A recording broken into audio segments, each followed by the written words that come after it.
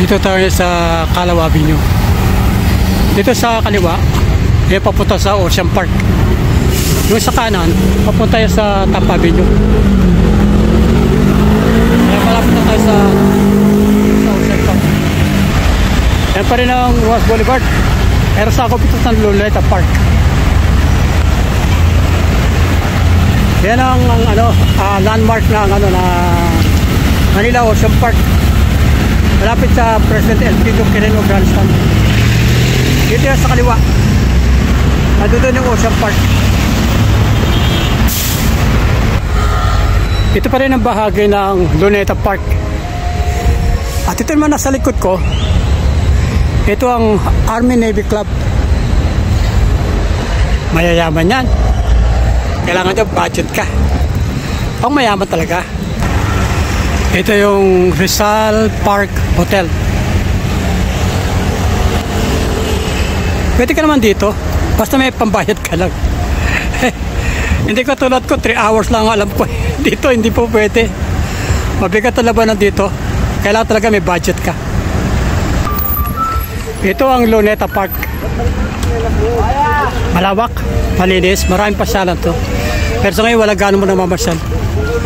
At dito naman tayo pumunta sa Manila Ocean Park. Hindi ko alam kung magkano ang bayad dito. Ay, kung gusto mo naman sumakay ng mga karetela ng mga 18th century, eto. Siyempre, pwede mo naman tingnan, pwede kang sumampa. Pero pag pinaandar mo, may bayad yan. Natural, wala naman libre ngayon. So, makita nyo kung gusto pumunta ng Manila Ocean Park, dito sa may Quirino Grandstand, lahat na makikita mo libre tingin. Kaya pag pumasok ka o humipo ka man lang, may bayad yan. Natural. Yung nakikita nyo yan ang Manila Hotel. Nung araw pa yan. Pero may konting improvement lang. Kasi tourist spot siya dito sa Luneta.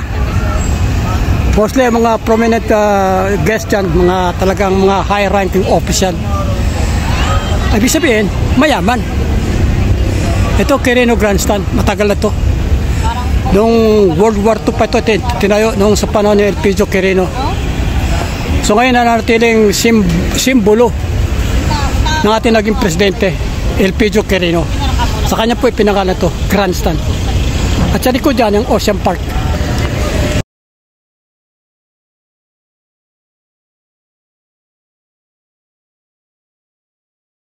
Ito ang structure ng tinatawag nating Manila Ocean Park. Likod ito ng Quirino Grandstand. At ito naman parking. Nung araw kasi, pag pumunta kami ng pamilya ko, akong driver, bisan mo pa akong driver, dito kami nagpa-park. Eh ngayon, kung narito na ako ngayon sa Ocean Park, ang gamit ko ngayon, Cadillac. Ito yung likod ng Quirino Grandstand.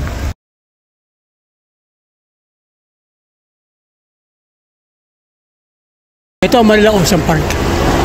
Entrada pa lang yan Kaya masaya. Kasama ko mga pamilya ko nung araw. Kain po tayo. Tubig at biscuit. Ito ay almusal at tanghalian. Kailangan medyo konti tipid.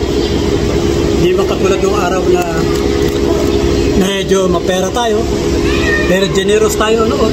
Pero ngayon, hindi na. Wala na generous ngayon. Kumbaga sana, tipid. Ito ngayon, yung biskuit na, ewan ko anong klaseng biskuit ito. Pero masarap. Masarap ito. Matabang. Ayan, natala sa akin na anak ko. Di ba alam ko na ilang piraso. Para dito sa Manila Ocean Park. Alam ko, gugutumin ako dito. Saka matindi ang presyo dito. Pero okay lang yun. Kahit paano kakagana. Ito, mineral water at saka ito. Ang malaga, pinapawisan ako. Pag ikaw pinawisan, maganda ang takbo ng katawan. Kaya minsan maging maingat tayo sa pagkain. Lalo yung mga kinakain natin. Sabagay, may pera ka naman, kaya mong bumili. Pero dapat maging maingat ka. Kasi ang unang maapektuhan yan, internal organ natin. Lalo na yung kidney. The most important kidney in our part of our body. Kidney. Kaya kung ako sa inyo, mahalin niyo sarili niyo, at tayo gagabayan ng ating Panginoon, Jesu Cristo.